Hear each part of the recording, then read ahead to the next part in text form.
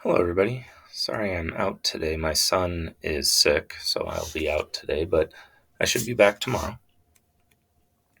Yesterday, we were learning about the Constitution, this plan for how our government is going to function, and we talked about our big question for this unit is trying to figure out does this Constitution, does this plan for our government stop the abuse of power?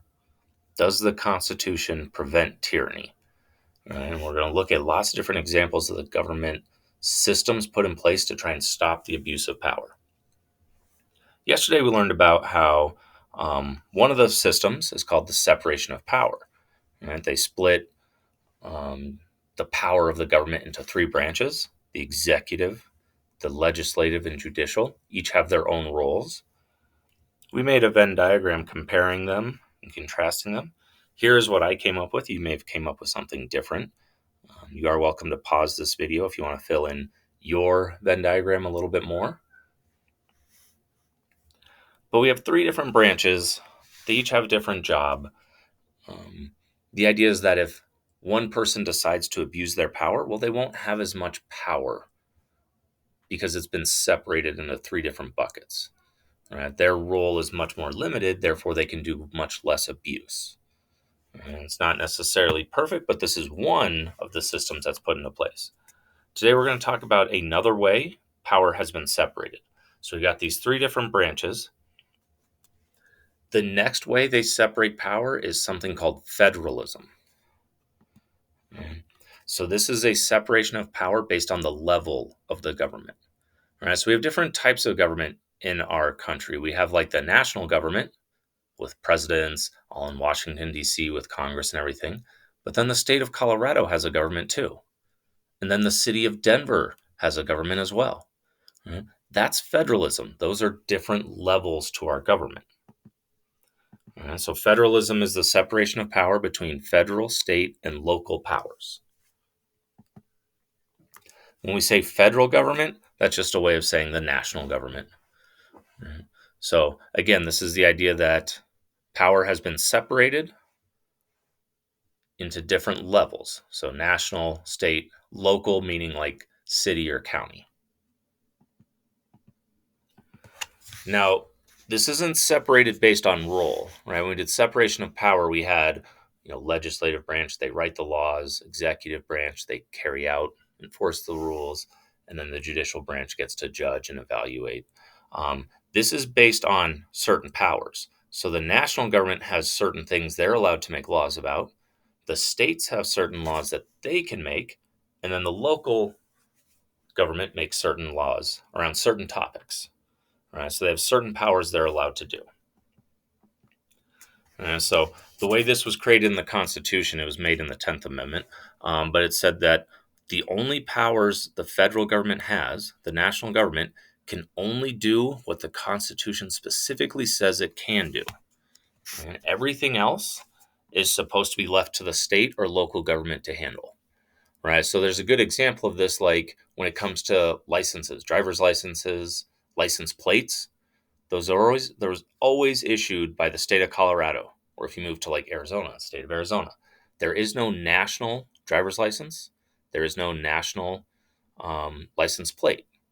That is because each state controls laws around cars within their own state. Because that was not written in the Constitution. They didn't even know cars existed, and they hadn't been invented yet. So the national government, in theory, has no power over things like cars or education, right? Because those are all run by each state. So this is a way of limiting the power that each branch has. The way I think of it is if I got this big box, represents all the power the government has. Well, it's been cut into different branches vertically, but it's also been cut horizontally based on different level. So if someone chooses to abuse their power, say like the president of the United States, well, they only have 1/9 of the power of the government. So if they're abusing their power, they can't be as abusive because power has been so separated and cut up.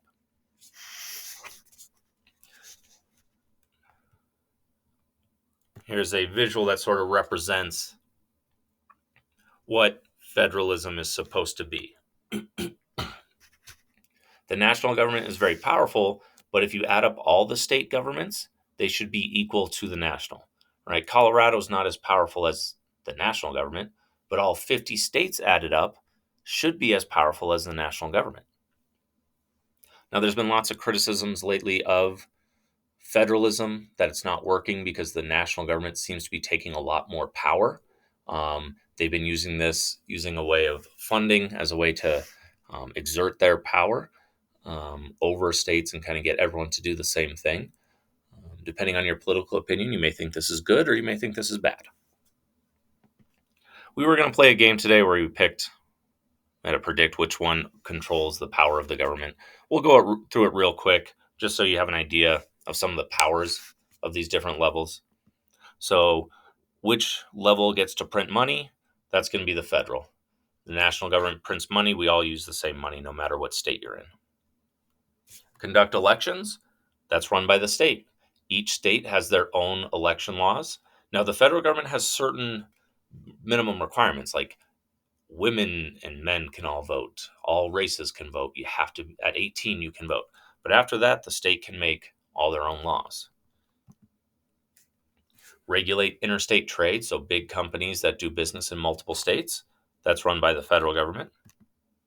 Issue passports, that's the federal government as well. Everyone in this country will have a national passport. There are no state passports. Build an army, that's going to be federal as well. There's a national army. There used to be state armies. There used to be, well, Colorado wasn't a state yet, but like, say, New York or Massachusetts used to have their own army. Issue driver's license, we talked about that. That was state. Build roads, this is actually both. We have state highways, we have federal highways. Create post office, that's only federal. The national government does all that. Build schools, state. Borrow money, both. Both governments can borrow money. When we talk about national debt, we're usually talking about the federal government, but there are some states that are in debt too. All right, so today in Schoology, you have a reading about federalism. You're going to identify different aspects of federalism. Is that a strength or a weakness of our system? And then there's some level 3 questions where you're giving me your answer, your reason why, evidence or example, and then analysis. Why is your reason so important? If you need any help, ask your classmates. You can send me an email. I'll try to get back to you. Otherwise, I will see you tomorrow.